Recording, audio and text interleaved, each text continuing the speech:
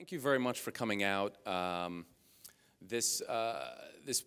wrote this script in 2011, and this was at the urging of my friend and manager and the producer who really willed this movie into existence, Dallas Sonnier. And it was a very, very long journey with a bunch of different incarnations that almost happened and collapsed.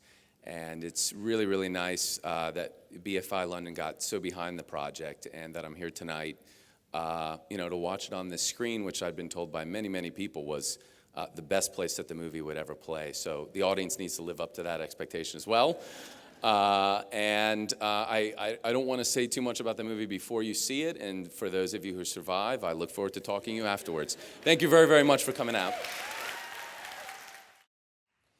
Guys, thanks so much for being here with us tonight, and thank you for having us. Huge congratulations on the film. Thank you very much. I guess, Craig, I'll just start by kind of asking you... What's wrong with me? Yeah. Actually, yeah, what's wrong with you, Craig? My mom is not ever watching Bone Tomahawk. You're an author, a screenwriter, a musician, but this is your first film as a director. Can you tell us a little bit about what made you want to make that leap and make this first film of yours? Dallas Sonnier is my manager and friend, as well as producer of this movie.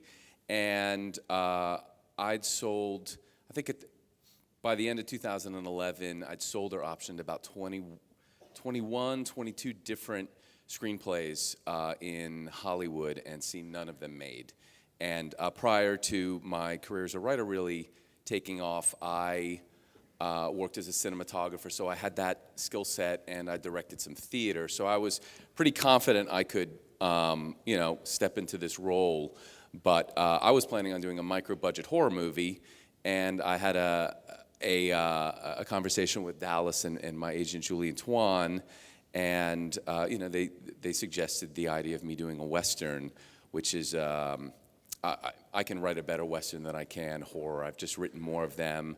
It plays to more of my strengths. Obviously, I'm really interested in doing character stuff, spending a lot of time on that and having it breathe. And so 30 days after that meeting, I had this, and we spent a little bit time with the first of many finance people who walked away from the movie, and then got the cast attached. And that was fairly early 2012, and it took a long time to get it made. I mean, Dallas and Jack, could you maybe tell us a little bit about the kind of challenges that you faced in bringing this to the screen? Sure. We made a commitment to Craig to shoot the original script. That is the first draft of the screenplay in its totality. And so anytime you submit a project to a financier and let them know that, there's no script notes, that becomes a challenge. But we were really proud of what Craig had done, and we committed to him. So we went through several different incarnations. In fact, we ended up finding our financing out of the UK.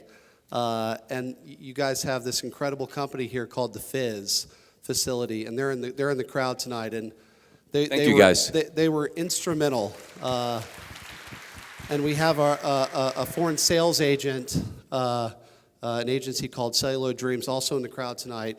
And Hengame Panahi put together all of the various sales. And so by a combination of all of the sales and the Fizz facility, we were able to make the movie the way we wanted to, with almost no input. I think it's interesting what you said about that it was the first draft of the script that ended up on the on screen. I think something that's so striking about the film is the pace of it and how it takes its time to get where it gets to, and that makes the payoff just all the more satisfying. Did you ever find yourself under any pressure to shorten it or tone down the violence or anything like that, or did you have absolute free reign? When we had partners in it, pretty much everyone was concerned about the violence. The point at which we had we'd partnered with a company for a while, and we had triple the budget that we wound up making the movie for, and had gotten to a point where I probably trimmed maybe 12 pages, and it got kind of ugly where I said, if you necessitate one more page gone, I'm going to walk away from the movie. So everyone thought this was a really ambitious movie. Even for 3 or 4 times the budget, they didn't believe it could be made. So, I mean, one of the reasons it kind of happened the way it did, and you know, we had help, but certainly Dallas was put in a crunch situation, and I can say there's one person who worked harder on this movie than I did, and it's Dallas Saunier, and he put himself financially on the line and was there always, and that's basically how it got made, and in the end. This is a director's cut. Dallas and I had some discussions during post over, you know, some minor disagreements over little things, but it got through all the way, and certainly Jack Heller shepherded a ton of the post stuff as we did it in New York, which is where I live and where he lives. But you're getting to see what we intended to make. I mean, you mentioned that the original kind of proposition was to make a low-budget horror movie, and then you talked about making a Western. I mean, can you talk a little bit more about combining these genres and how that happened and how you kind of worked to create that shift? Well, Dallas had actually suggested in that call, my second Western novel had been published, and it's called Rates of the Broken Land, and it's uncommonly nasty, like this times 10. And so he asked if I could do that, and the scale of that is huge. I mean, horse slaughter alone would have been the whole budget of this movie. And so it was basically the idea of doing this rescue piece, but all of my Westerns and actually all of my crime pieces as well, when it gets to the violence, it just goes further than you'd expect because my writing process is surprise myself every day that I'm writing. So you're watching me surprise myself. In terms of these ideas, and so I grew up on pretty extreme horror stuff, so for the violence to get to me, it needs to be pretty far gone. I mean, I was going to ask if there were, you know, I think something that's so extraordinary about the film is it feels so distinctive, it feels like a real one of a kind, but were there any particular things that were influences on you or other filmmakers? Certainly, there are filmmakers who we referenced when we had a style book that we were going around with and shopping the movie. Takeshi Kitano, I'm a huge fan of his work. He's probably one of my couple favorite directors of the last couple decades. But John Cassavetes was in there, Wong Kar-wai, Larry Clark. Obviously, none of these aren't Western directors, but people who just bring the camera in close. And I really kind of wanted to remove that. Something I'd had experience as a cinematographer seeing was, you know, were directors who really wanted to impress their style upon people in a visual sense. And me, I wanted to capture the performances on the set. And, I mean, you look at Cassavetes' stuff and some Lars von Trier stuff that I really enjoy as well, like, they're getting out of the way. And occasionally, there are the strong moments of inserting their personality, but really capturing these performances in an intimate way. And the camera's kind of loose, and you're not going for these beautiful, artful compositions all the time. I mean, you know, that's great. I'm a huge fan of The Conformist and stuff like that, and I'm a big Peter Greenaway fan as well. But that's just it's a different thing, and I knew that the speed we needed to move, the priority was make the performances happen on set. All of the special effects happened on set. There were 1 or 2 touch-ups digitally, but the violence you're seeing was how it looked on the set, and just make it happen there and capture it. I feel like we can't talk about the film and not talk about the extraordinary cast that are on the Certainly. screen. I mean, Jack, maybe you could talk to us a little bit about how you managed to get these people and how, you know, where their involvement came. Well, you know, Dallas had really a lot to do with the casting, but we had been running around with the script for about 2 years, I would say, before we actually made it. Kurt Russell was on from essentially day one, so he stuck with us through all the different iterations. And honestly, if you want to know how you get really good cast for a low-budget movie, it's a guy like Craig. I mean, you have a great director who knows what he wants, which made us able to shoot the film at the budget we did. And the actors, I mean, the characters came off the page for them, and that's really why they committed and stayed with it. I mean, it must have been a dream come true for you to work with these people on your first film. Certainly. I mean, I got a lot of fantastic performers on this, and I'm really, really grateful for that. In terms of dream come true, shooting that movie in 21 days, that's not quite the dream coming true.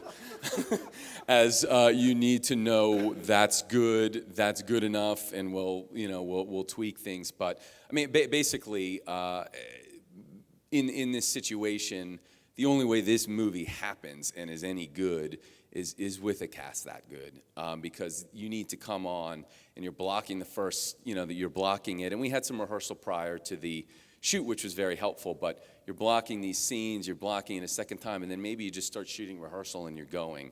There just isn't time. I mean, probably the average shot in this movie we did 3.5 takes, like 3 or 4 takes, and we just needed to move.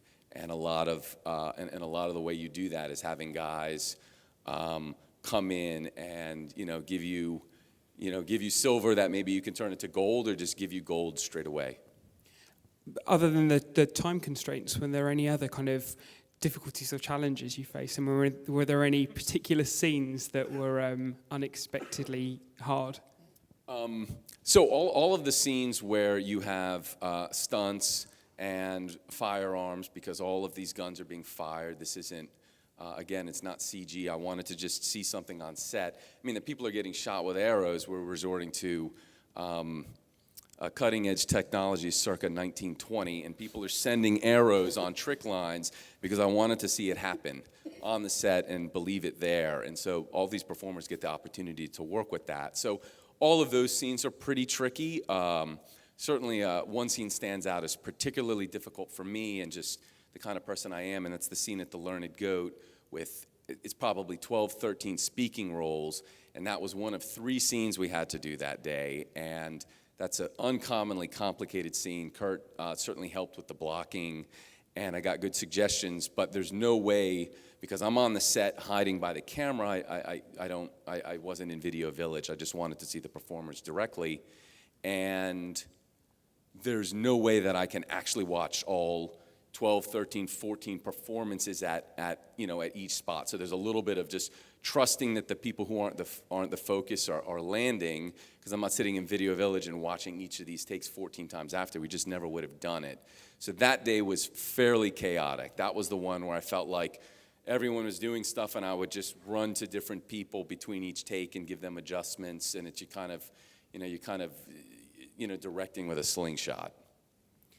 I'm kind of interested in your background in Westerns and your kind of interest in the Western genre, because I think the film works really effectively, and it's really interesting kind of update on some kind of outdated modes of kind of the idea of kind of cowboys and Indians and the kind of problematic notion of that. Can you talk a little bit about that and kind of what your intention was and what these kind of creatures represented to you? Well, this movie comes from 2 disciplines, and one is obviously the Western.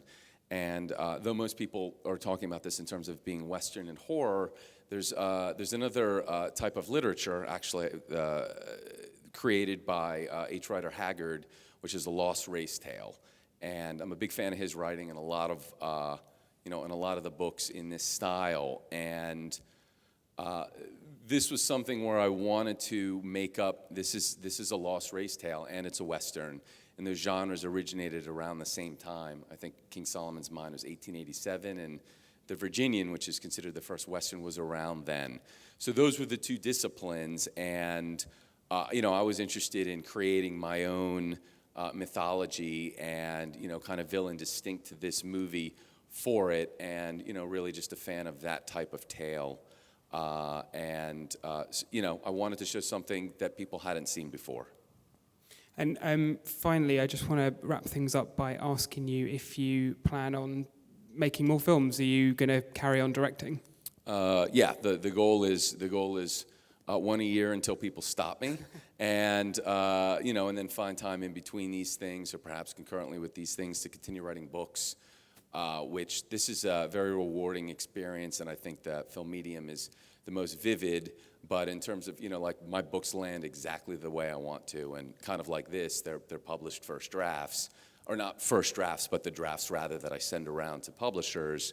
So just kind of going back and forth. But now, after so many years of watching my pieces, they're acquired by different studios and producers and finance entities and all these things, and they're not getting made.